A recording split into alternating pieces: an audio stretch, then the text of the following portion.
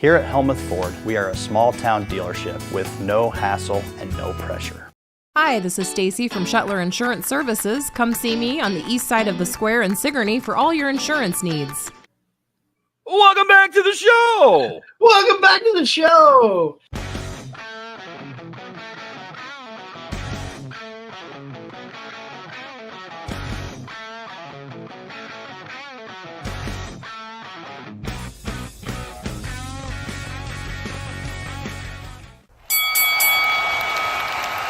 And now, your hosts of the Card Subject to Change podcast, the For Frequency's Sake Tag Team Champions of the World, the Wizard CZ, and Never Wrong Nick Bull.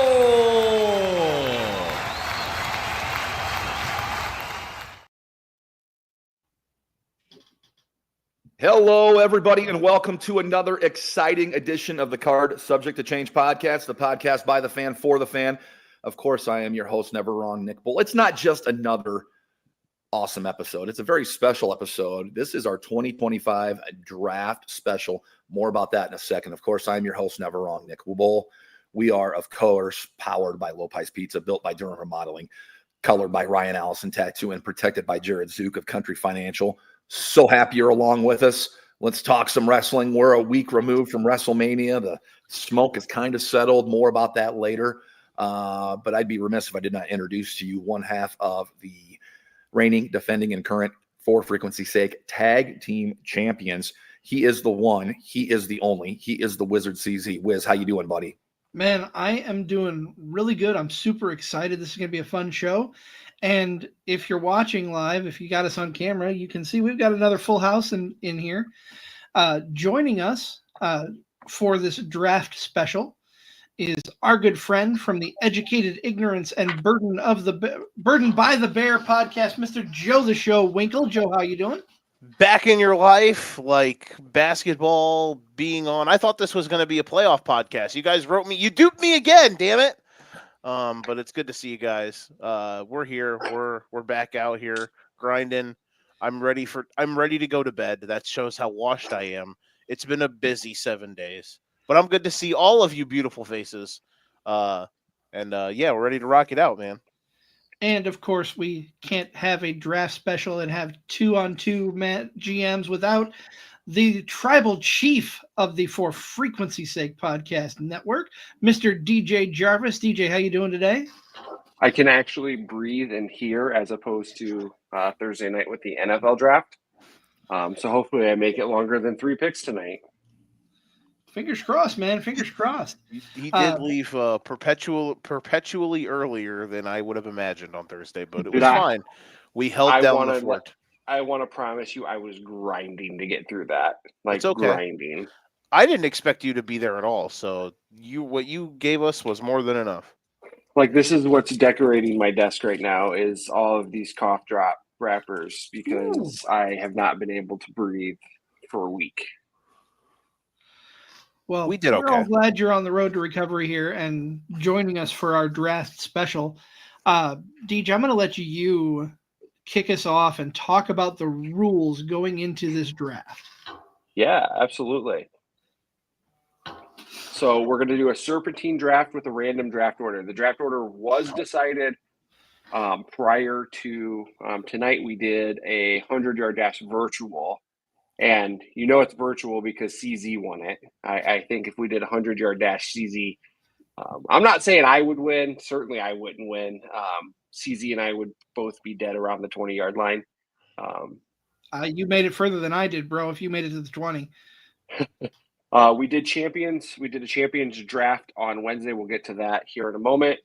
All Raw, SmackDown, NXT superstars available. We do have an addendum to that. We will not be drafting Liv Morgan or Raquel Rodriguez. They will be able to be on both of our shows. Each GM, so CZ and Never Wrong Nick Bull will each have 12 picks. So 24 total picks to SmackDown and 24 total picks to Raw. Any tag team or faction can be drafted as either a team or as individuals.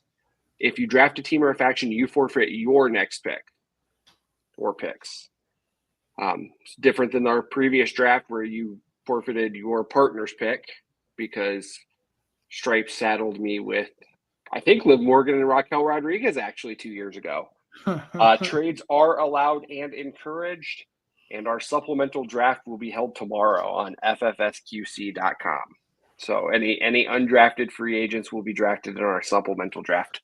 So what's our version of like the 2004 draft when Triple H got drafted to SmackDown, but then he came out, but then like he complained or whatever that he didn't want to work Tuesdays, and he got traded for like the Dudley Boys and Booker T. Eli Manning. He didn't Okay. want. It's Eli Manning. He did not want to play in San Diego. He wanted to play for the Giants. So That was the book. That was the Triple H draft conundrum. maybe it was. And The only reason JBL was champion is because Triple H didn't want to work on Tuesdays. on Tuesdays. Yeah. Yep, that was a great promo. ECW One Night Stand. Of course, Paul Heyman. He's in the midst of everything. He is. You want to talk about Chris Jericho, man, who keeps himself relevant? Paul Heyman's done it. Paul Heyman's in the main event of WrestleMania, it seems, every year, but that's besides the point. Is there any more draft talk we need to make before we actually start drafting? And So we do want to give the viewers a look at our champions that we drafted. So Oh, for Monday sure. Night Raw took John Cena right off. and the who rip. is Monday Night Raw? Who are the GMs of That Monday is- Night Raw? That is team FFSQC, Joe and I. So we ended up with John Cena as our world champion, Dom Mysterio as our intercontinental champion, Lyra Valkyria as our women's IC champion, Tiffy Time as our women's world champion, and our tag team champions are the Street Profits. Almost turned into DIY on Friday. So, Very close. and then on Very, very the close. SmackDown side, we have Jay Uso as the world champion, the women's world champion as Io Sky. We've got Jacob Fatu as the U.S. champion. A little housekeeping from Friday. They no longer have Chelsea Green, so she is in the draft. They now have, can't even remember her name now, Lena Vega. Zelina Vega. Selena Vega. And their champions, tag team champions, are The New Day. I think you mean the Boo Day. Hey, if that's what you want, brother. Well, thank you for that, Deech. Gets everybody up to speed on who the champions are, and then we've talked about the draft order. So I get to kick things off, and I'm excited because we're going to do something that's a little bit monumental, in my opinion. The first pick for SmackDown in the 2025 Card Subject to Change Draft Special is going to be Braun Breaker. Oh, it doesn't update the draft board. I have to share my screen. We're Great celebrating here at the High View in this war room. Excellent pick. Excellent pick. So yeah, are you guys like all jumping up and down, like shaking hands, dapping up? We're not jumping up and down because I know this was CZ's pick, but it's our team. And this decision was kind of made as soon as we found out who the first pick was, that we had the first pick. There's a plan that we feel is going to unravel here, particularly in the next 8 to 9 picks. And we feel this is the catalyst, not only, of course, the start of our draft that we're having here between Card Subject to Change and the For Frequency Sake Network, but it's going to put our plan in motion. So this guy's hot. We've got 2 monsters now on our roster. I think CZ made a great choice. He did. I think he did make a great choice. Braun is the man. He is not number 1 on my draft board though. And I have the second pick of the draft. And sometimes you just gotta when you walk up to hand that pick in, when you go up to hand that card in, sometimes you just have to have a little bit of adrenaline in your soul. because there is adrenaline in my soul. With this pick, I choose Cody Rhodes. Whoa, whoa. The ace of the universe. The first non-champion pick to Team Raw, to Team For Frequency's Sake. We're out here. The blonde-haired beauty himself. It's a great pick, Joe. I can't find fault in Cody going first to Raw. I think that's a great choice. Excellent pick. Can't fault you there. Cody Raheem Rhodes will be seen on Monday nights on Raw on Netflix. This is a serious question here because I don't know the answer to this. When will SmackDown be going back to 2 hours? Because I know the 3-hour thing was for a time period, not very long, but I know they got to be going back to 2 hours here pretty soon. You know what? They almost need that Netflix time thing because I think 2.5 hours Netflix is showing is the sweet spot. And especially now that it seems like they're starting to get the SmackDown roster juiced up a little bit. I don't know what the draft will do to shake it up if they actually do have a draft here soon. But, that mid-card's looking spicy. It looks like they're teasing Drew, LA Knight, Jacob Fatu angle. One of the championships is on that show, you would think. And then the tag team division is kind of fun. Plus Aleister Black coming back, and he's on SmackDown. 3 hours is too long, but maybe 2.5 hours would be better as long as they actually put some meat and potatoes out there. But the problem is, when you have it's the D-O-double-G booking or writing the show, then sometimes you're kind of just hamstrung by that. But it's okay. For sure. And Nick, I have an answer to your question. I did do a quick Google search. It is June of this year when SmackDown will return to 2 hours. Well, thank you. That's crack reporting you get nowhere else. Right up to the minute. Tribal Chief, any comments on your guys' first selection to Raw on Netflix?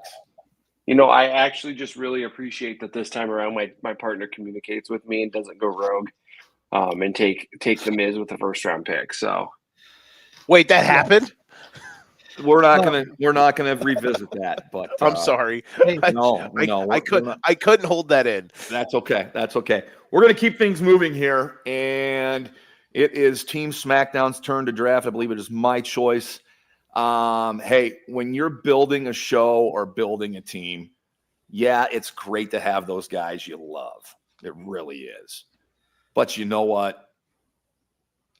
When you're building a team, you're going to take everybody that you can that wants to perform at that top level and be at that top level. And you don't have to like that person because I don't necessarily am not a huge fan. I respect this person for their in-ring work.